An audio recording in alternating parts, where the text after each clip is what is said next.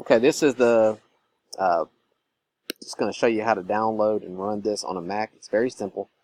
The most important thing to remember on a Mac is that whenever you download a zip file, the default setting for a Mac is to automatically unzip it, which just makes it one less step.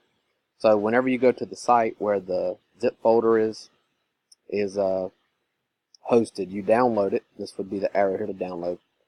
And then whenever you go to your downloads folder,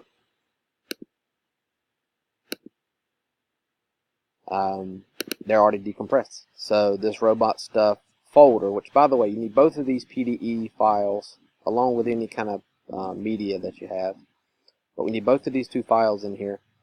I will just click on robotstuff.pde and it brings up this processing sketch. Notice that it has two tabs. So what I'm going to suggest you is to never change anything in here in robot stuff. The only thing you would need to change is in command loader. Okay, so if you, just to show you really quickly, if I have 3 moves here and run,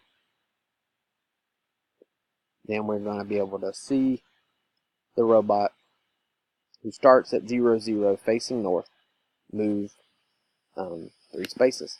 And by the way, down here in the terminal window here, it'll tell you where he is at every step. So here he is at 0, 3 facing north at the end.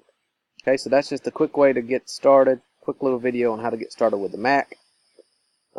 Again, main thing, you don't have to decompress like you will on a PC. And that'll get you started.